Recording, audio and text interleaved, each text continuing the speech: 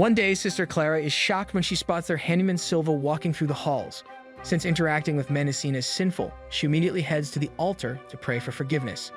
Afterward, she offers a solemn prayer before a statue of Mary, only to be disturbed by an unexpected non-religious tune playing. Unbeknownst to her, a group of nuns are performing their duties while dancing to a lively tune. Some are engaged in intimate acts inside the confessional, while others practice yoga, indulging in their worldly desires. Suddenly, Abbess Flavia Orini storms into the church, furious over the nuns' display of indecency. She reprimands one for playing a forbidden song and confiscates her violin. A struggle breaks out, and in the chaos, the violin is flung away. Seizing the moment, Flavia threatens to inform the nuns' parents about her behavior. The nun, upset and defiant, says she isn't afraid of her parents and even hints at taking drastic measures if things get worse. The other nuns surround the situation, offering support, and soon after, Clara goes to the library to report to Sister Lucrezia. She informs her that her aunt has dealt with the sisters and highlights that the convent has turned into a cabaret with their music and dancing. Just then, a nun enters to inform Clara that Flavia wants to see her. Lucrezia, thinking Clara needs to be there for her moral support, agrees and sends her out. She reassures Clara, sensing her concern, promising to continue their embroidery work in her absence. Once Clara leaves, Lucrezia's lover emerges from under the seat and the two share a passionate moment. Meanwhile, Flavia orders Clara to focus on her religious duties and avoid the deviant behavior of the other nuns. Clara assures her aunt that she is devoted to the convent, much to Flavia's satisfaction. Clara then asks a favor to be allowed to visit the church whenever she needs to pray, especially when she can't sleep. Flavia, pleased with her niece's commitment, grants the request.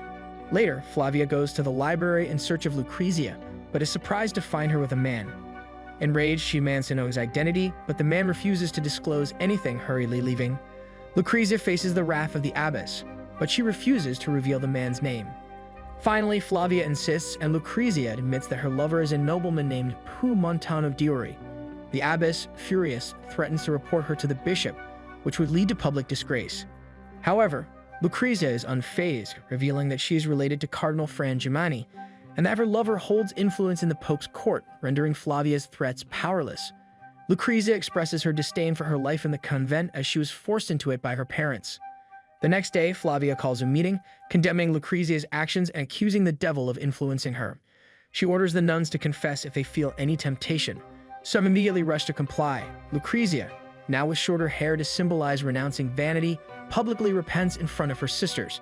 The following day, Flavia unsheathes a sword from her cane and conducts a contraband search on one of the nuns' beds. Flavia becomes enraged when she uncovers a stack of letters containing an intimate exchange between Sister Amandina and a man named JPE. Inside the prayer room, Sister Veronica practices yoga while praying to God for guidance in controlling her sinful desires. Meanwhile, in the library, Flavia confronts Sister Amandina about the identity of JPE, but the nun insists that he doesn't exist. She admits to writing the letters herself using her right hand. Unconvinced, Flavia provides ink and paper for Amandina to prove her claim, which the nun successfully does.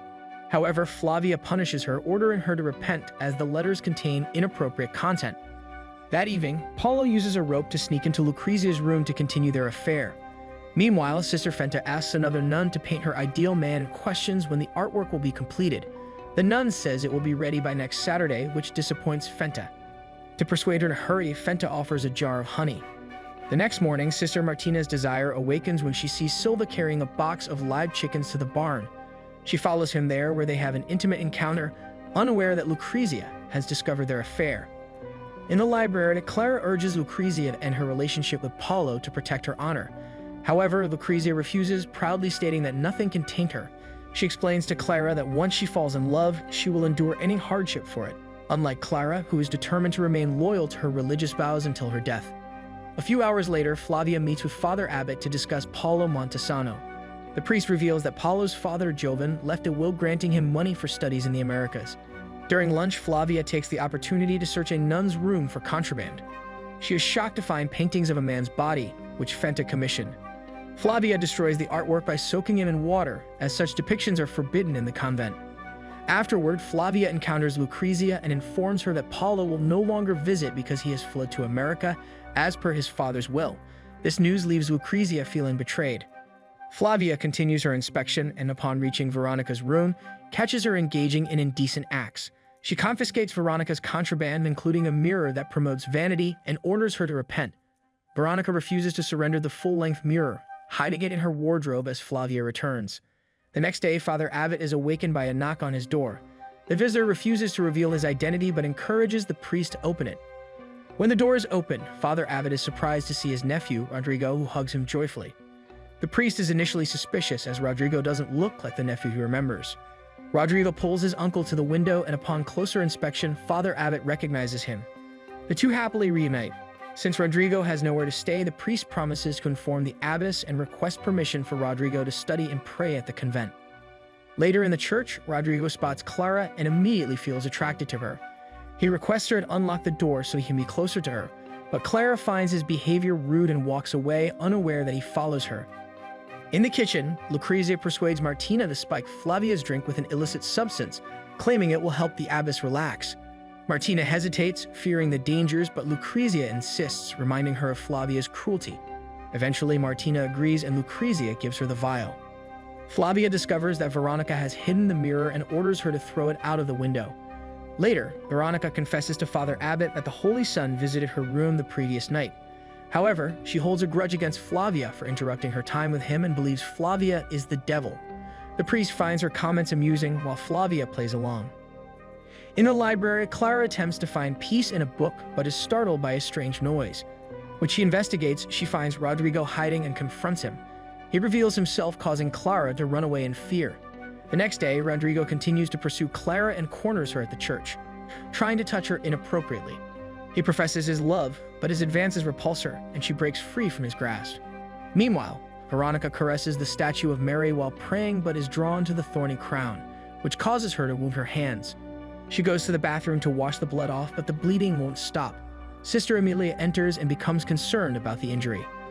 Veronica believes the wounds on her hands are stigmata, which deeply concerns Sister Amelia. Amelia reports the alleged miracle to the abbess, and Flavia is intrigued, ordering Amelia to lead her to Veronica. At the altar, Flavia demands an explanation, and Veronica claims that the Lord chose her, recounting how she touched Mary's face and received the stigmata. While the abbess handles Veronica's case, the assistant mother superior collects the rose crown to add to her collection. Nearby, Martina pours the contents of the vial into Flavia's tea and secretly places the tray in the abbess's room. Meanwhile, Amelia and Flavia discover blood at Mary's statue, and the abbess acknowledges Veronica's stigmata claim, though Amelia worries it signals an impending change. The abbess orders Veronica to confess to Father Abbot. That night, the nuns indulge in sinful behavior, including gluttony and hedonism. Lucrezia, feeling defeated by her lover's departure, contemplates ingesting poison.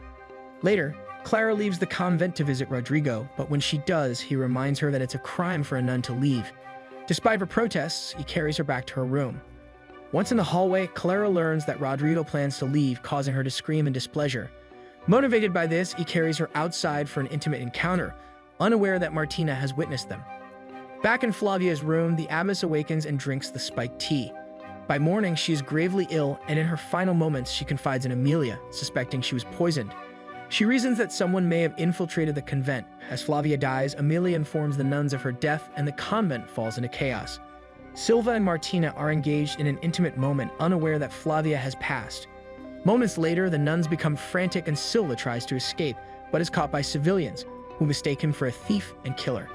Clara enters the abbess's room and discovers the spiked tea, raising alarms. Father Abbot accuses Veronica of opening the door, but she denies it, angering the priest. He interrogates Martina, who reveals that Clara let her lover in. The priest is in disbelief but orders the authorities to capture Martina. He later visits Clara's room, where he is disturbed to find her in modest attire. Clara admits that she spent the night with her lover and reveals that the door was already open. Disappointed, the priest demands to know her lover's identity, and Clara informs him it's his nephew. Father Abbot refuses to believe her, praying to God to heal her mind before warning her that the bishop will determine her fate. The next day, when the bishop arrives, Father Abbot leads the authorities to Clara's room, where they find her dead from poisoning. The priest is devastated and soon learns that Martina has suffered the same fate. Believing the killer is among them, Father Abbot is saddened. Meanwhile, Lucrezia decides to throw the poison into the sea to avoid being blamed. As the nuns mourn, Veronica rings the bell, signaling the tragedy. The bishop angrily chases the nuns away, fearing the scandal will damage the convent's reputation, and orders the bodies returned inside. The bishop and Father Abbot investigate Clara's death but cannot learn the identity of the culprit. He orders that no one visit the library and forbids Father Abbot from ringing the bell. When the bishop confronts Veronica for ringing the bell, she is in a disturbed state of mind, believing the events are the work of the devil. Before she can cause more trouble, authorities restrain her, leaving the bishop distressed. In his despair, he prays to God that the events of the convent remain within its walls. Subscribe to watch more videos like this, turn on notifications, and leave a like to support the channel. Thank you for watching.